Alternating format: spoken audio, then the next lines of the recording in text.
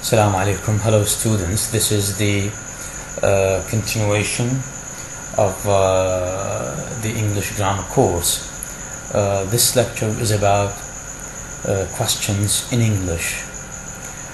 We'll deal with the three types of questions. There are yes/no questions, WH questions, and alternative questions. Of course, these are the three most important types of questions, and there are definitely more than these three. What's important in your book is going to be explained in this lecture. We'll have one lecture regarding questions. We'll have the most important elements in these types of questions. We will not dig deep as mentioned in your book, because we are running out of time, and we want to generalize things and we want to explain them in general. So please keep up with me. As you said, yes/no questions, WH questions, and alternative questions. Now, we will define each of these types. We will give examples from different tenses, from different perspectives, and then we'll try to practice certain exercises in another lecture. So let's start with yes/no questions. Yes/no questions are questions which we answer with yes or no. They are looking for confirmation. They are not after any missed information. They are after confirmation, whether it is yes or no. The answer is yes or no. Now, if you take these examples, they are working hard. Okay. Now, in the yes/no questions, we do not have missed information. We are after the confirmation whether they work hard or not. So what to do? The construction of the yes/no question is so simple and so common to us. We only move the operator, which is the auxiliary verb, in front of the subject, as in here. So here, they are here, although they are here is the operator, which is the auxiliary verb, and they is the subject. So it will be, are they working hard? Of course, do not forget the intonation, and do not forget the question mark. So we make yes/no questions by putting the first part of the verb, which is the operator or the auxiliary verb, in front of the subject. The same thing with the second sentence. They will be working hard. Will they be working hard? And they had worked hard. Had they worked? Of course, these are in different tenses. What's important here is that we try step one, we try to find the auxiliary verb, the operator, the auxiliary verb. Step two, we take the auxiliary verb and put it in front of the subject. Okay, and then step three, we try to put a question mark at the end of the sentence. These are the only three steps, in addition to the intonation, the fourth step, intonation, if we are speaking. Now, this is how we construct a question in English, yes/no question in English. So whenever we are after the confirmation, we have only the yes/no question as a construction for asking a question. Of course, this is when we have the auxiliary verb found in the sentence. So here the auxiliary verb or the operator is found here, which is are. here will, here had, have, might, and here accordingly we can take all of these in front of the subject. But what do we do if we have the full lexical verbs? The full lexical verbs. Here the matter is complicated little bit. So what to do? Of course, we will deal with the tenses. Now, if we have the full verbs or lexical verbs, which they are not be or have, okay, in the yes/no question, we will take or extract the tense carrier verb, which is do, and its forms. The forms of do, as we know, do, does, did. Do is used in, as you know, does in the third person singular, and did in the past tense. So we bring this do as an operator and put it at the in the front of the subject, as in here. They work hard. Now the verb work is in the present tense. So what do? We take the verb do, and because the subject is they, then it takes do and put it here. Do they work hard? He works, of course, another simple present tense, but it takes s because, you know, the subject is a third person singular. So we put does.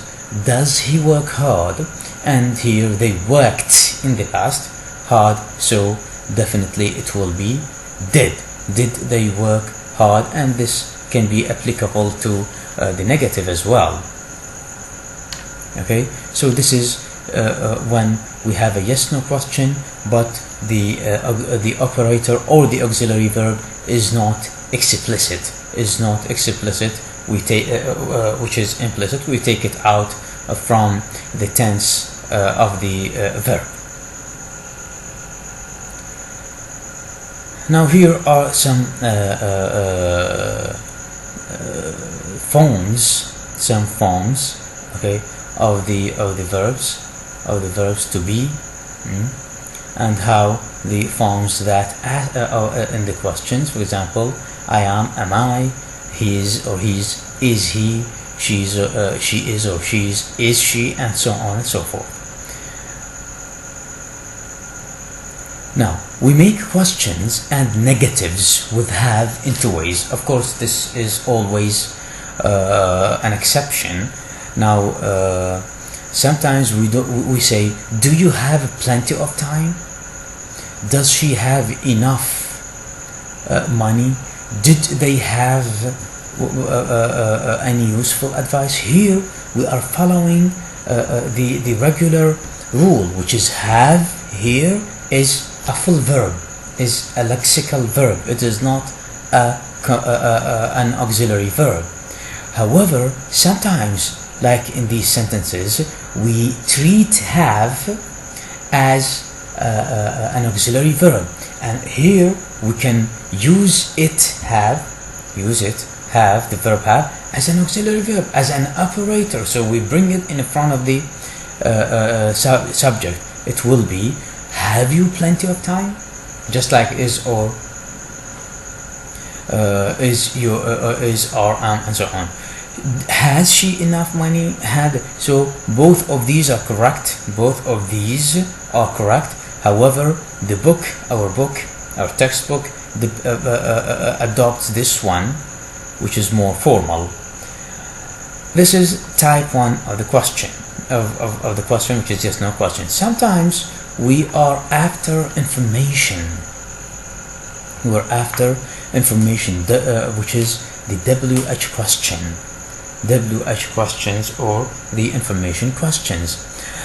Now, these are questions which start with words like what, when, where, which, who, whose, why, and how. And this is the reason why we say WH questions, because the question words are all except how start with WH.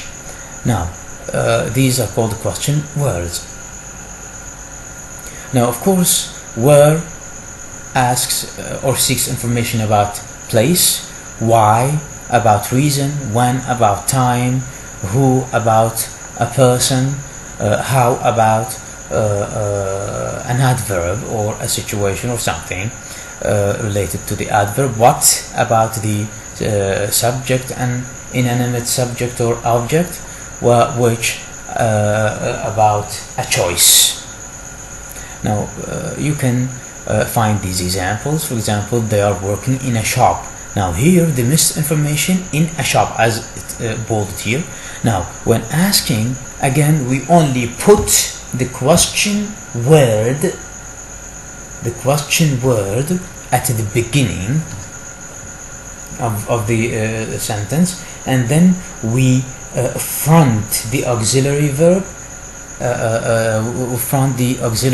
and then we put the complement of the sentence. So it will be where, which is the question word at the beginning of the sentence, or which is the operator or the auxiliary verb, which is fronted, and then they working. Where are they working?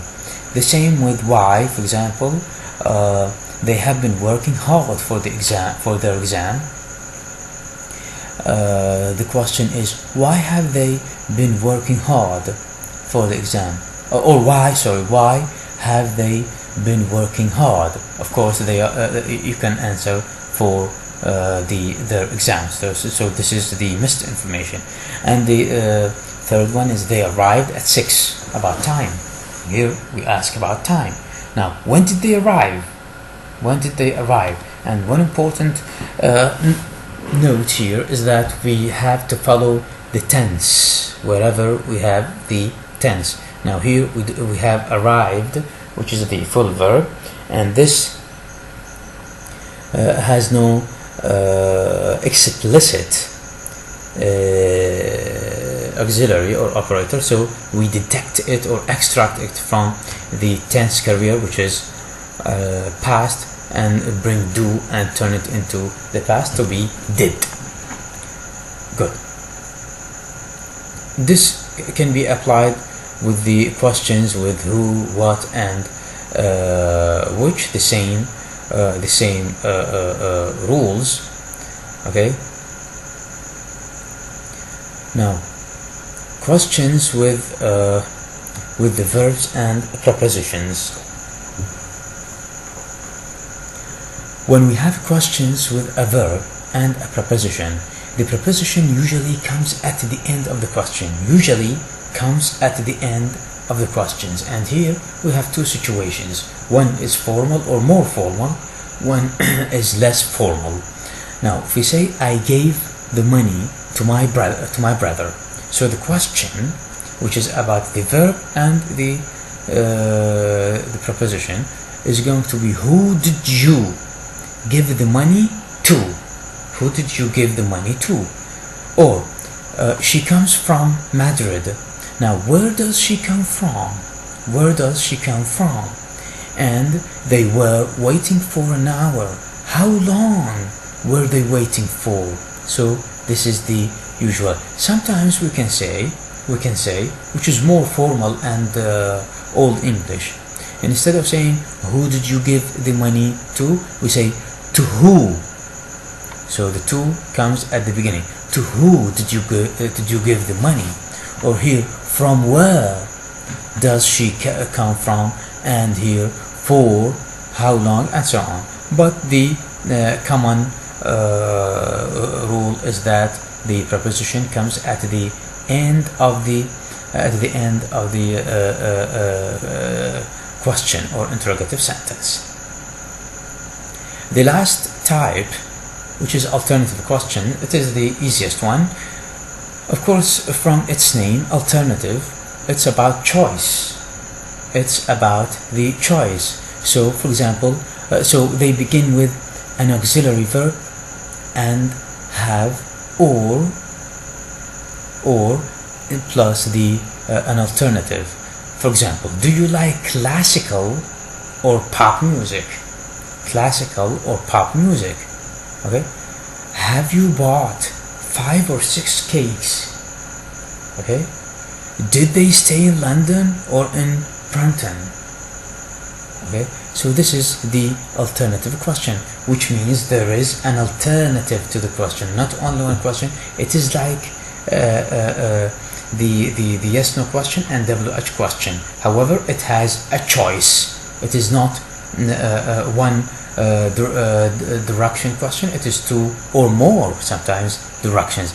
Now when it is like the yes no question, like this: do you like classical or pop music?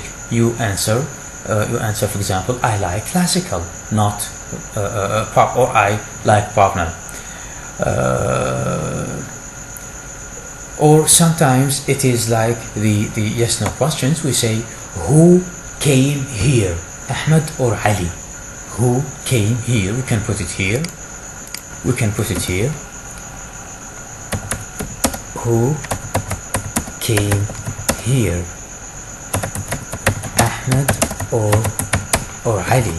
Who came here, Ahmed? So here the WH question, which is asking about the subject. However, we have 2 subjects, Ahmed and Ali. Now we have to choose either one of them, Ahmed or Ali. So who came here, Ahmed or Ali? For example, we say Ahmed who came here, and so on and so forth.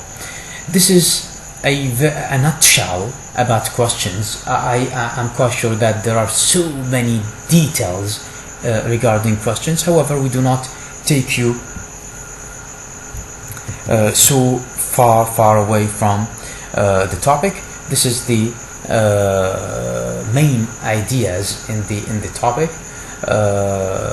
I hope that you study them well. There will be another video, which is the explanation, English and Arabic explanation for this lecture, and then we'll have practice exercises. Thank you very much. That's all from me.